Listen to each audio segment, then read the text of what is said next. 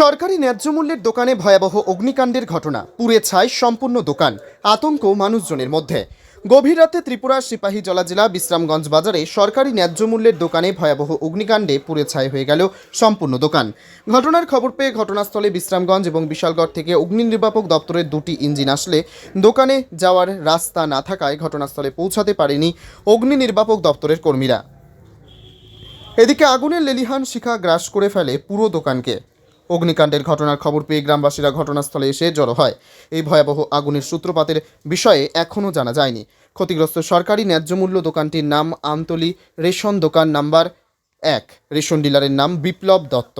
এই ভয়াবহ অগ্নিকাণ্ডের ঘটনায় সকল গ্রামবাসীর মধ্যে তীব্র আতঙ্ক বিরাজ করছে।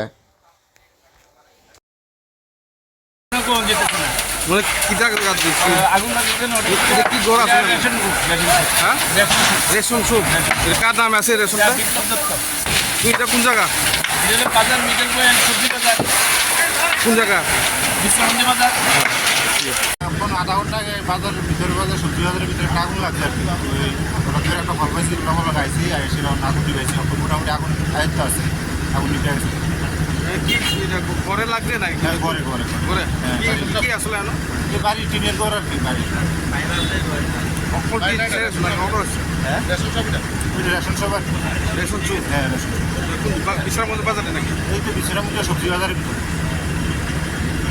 কয়টা ইঞ্জিন আমার লাগছে আমরা 3টা গাড়ি আছে মানে আপনারা কয়টার সময় খবর পাইছে এটা এটা এখন তো এখন টাইমটা খেলা ঠিক আধা ঘন্টা হয়ে গেছে গাড়ি কি আমরা শুধু বিশ্রামগঞ্জ আসছে বিশ্রামগঞ্জের থেকে আছে বিশালগড় থেকে আছে কয়টা ইঞ্জিন আছে টোটাল 3টা ইঞ্জিন আছে